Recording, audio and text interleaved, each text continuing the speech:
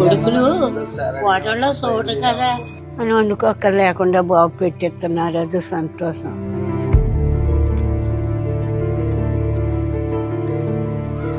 ఎవరు పెట్టుబడి లేక నాకు క్యారేజ్ రాశారండి. రాశారు 2 సంవత్సరాలు పెట్టాం. బాగున్నాయండి. ఊర్లో బుధవారం గుడ్డు చేప, ఆదివారం కోడి మాంసం. పశ్చిమ గోదావరి జిల్లా భీమవరం సమీపంలోని బీరవాసరం గ్రామానికి చెందిన రైతు తులసి రాంబాబు ఇలాంటి వారికి ఇంటికే క్యారియర్ ఉచితంగా పంపిస్తున్నారు. వండుకుని ఒప్పుకోలేని వాళ్ళకి తప్ప పేదలు అని కానీ, లేకపోతే కులం చూడడం, వయసు చూడడం, ఆస్తి చూడడం, వండుకుని ఒప్పు లేకపోతే చుట్టుపక్కల 18 గ్రామాలకి పంపిస్తున్నాం మనం. స్టిల్ ఈరోజు 160 క్యారేజీల వరకు వెళ్తున్నాయి. నేను గత 6 సంవత్సరాల నుంచి ఇది 7వ సంవత్సరం మొదలుపెట్టి. ఒక కూర, సాంబారు, 2 కప్పుల రైస్, పచ్చడి, ఇది మెను. ఆదివారం చికెన్, బుధవారం చేప లేదా రొయ్యల పులుసు లేదంటే గుడ్డు ఉంటుంది. ఉదయం 9:30 కల్లా వంట పూర్తి చేసుకుని ఆటోలో తమ సిబ్బంది మధ్యాహ్నం 12:30 గంటల కల్లా క్యారేజీల పంపిణీ పూర్తి చేస్తారు అని రాంబాబు వివరించారు. మన వారానికి 2 రోజులు నాన్ వెజ్ పెడతాం, 5 రోజులు వెజిటేరియన్ పెడతాం.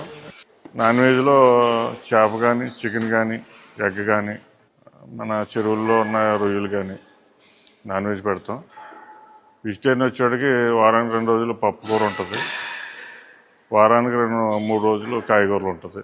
ఉదయం 6 గంటలకు స్టార్ట్ అవుతుంది వంట, సాయంత్రం మధ్యాహ్నం 9:30 స్టార్ట్ అవుతుంది ప్యాకింగ్, మధ్యాహ్నం 12:30కి ఇచ్చి రావడం జరుగుతుంది. బీరవాసరం చుట్టుపక్కల ఉన్న 18 గ్రామాల్లోని తమ పిల్లల నిరాదరణకు గురైన వృద్ధులకు, డబ్బుండి కూడా వండుకునే శక్తి లేని వారికి ఉచితంగా ఆహారం అందిస్తాము అని రాంబాబు చెప్పారు. చాలా బాగా బతికానండి. నాకు మా భార్య పోయి 4 సంవత్సరాలు అయిందండి. ఒక కుర్రోడు పరారులో ఉన్నాడండి, ఒక కుర్రోడు దూరంగా ఉంటున్నాడండి. ఇంటికాడ ఎవరు లేరండి. ఇక అతను కదా రాంబాబు ఆయన క్యారేజ్ పంపుతున్నాడు. అదే 2 పూటలు చేసుకుని కాల్చేపం చేసుకుని క్యారేజ్ 7 నెలల నుంచి వస్తుంది. చాలా బాగుంటున్నాను, చాలా బాగుంటుంది. మొత్తం పూర్తిగా చేస్తున్నాను, సరిపోతుంది, 2 పూటలు సరిపోతుంది. ప్లాస్టిక్ వాడకుండా స్టీల్ క్యారేజ్లోనే భోజనం పంపిస్తామని రాంబాబు తెలిపారు. మనం ఒక క్యారేజీలు 2 క్యారేజీలు కొంటాం ఒక మనిషికి. ఒక క్యారేజీ ఖాళీ క్యారేజీ తీసుకుని ఫుల్ క్యారేజ్ ఇస్తాం. అంటే ప్లాస్టిక్ రహితంగా, ప్లాస్టిక్ ఏం వాడకుండా పెట్టాలని ఆలోచన. మనం పెట్టి ఫుడ్ వాళ్ళకి ఎక్స్ట్రా మనకి అలా ఎనర్జీ ఇవ్వాలి తప్ప మనం చేసేది మనకి వాళ్ళకి హెల్త్ పరంగా ప్రాబ్లం రాకూడదని అరుగుదలకు కరెక్ట్గా ఉండి ఫుడ్డే రెడీ చేస్తాం. తన సొంత డబ్బులతోనే ఇలా చేస్తున్నాను అని ఆయన వివరించారు. మనకున్న దాంట్లో చేయాలన్న ఆలోచన మీద తప్ప మనకు డొనేషన్లు తీసుకుంటే ఇది బిజినెస్ అవుతుంది. డొనేషన్లు తీసుకుని చేస్తే నేను ఖర్చు పెట్టే దానికంటే డబుల్ వస్తుంది నాకు డొనేషన్లు తీసుకుంటే. అలా ఇస్తానని ఆఫర్లు పెట్టిన వాళ్ళు చాలామంది ఉన్నారు.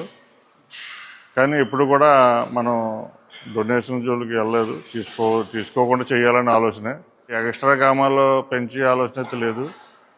ఇచ్చేదంటే చుట్టుపక్కల గ్రామాలకి నా చుట్టుపక్కల గ్రామాలకి నేను సర్వీస్ చేయగలను తప్ప ఉన్న దూరాల వరకు మనం చేయలేము. అది ఆ బాధ్యత కూడా మనం నెరవేర్చలేము. మనం అన్యాయం చేసిన వాళ్ళు అవుతాం. మనం చేయాలంటే మన స్తోమత కూడా సరిపోవాలి కాబట్టి మనం ఇంతవరకు చేయగలుగుతున్నాం.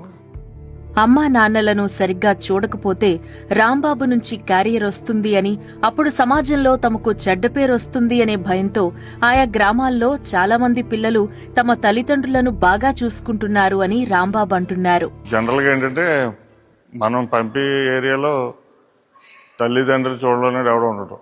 అంటే క్యారేజీ అంటే భయం పెట్టలేని వాళ్ళకి. కొద్ది పరపతుండి అతను కొంచెం సంఘంలో కొంచెం పలుకుబడి ఉన్న వ్యక్తులు అయితే అలా తల్లిదండ్రులు చూడకపోతే రాంబాబు క్యారేజీ పంపితే ఆ పలుకుబడికి ఇమేజ్కి దెబ్బతింటుందని ఆ భయం మీద ఎక్కువ తల్లిదండ్రులు బాగా చూస్తున్నారు. దీని కాన్సెప్ట్ ఒకటే అండి, సర్వీస్ కానీ సేవ కానీ అనకూడదని నా ఆలోచన. బాధ్యతనే చెప్పాలి.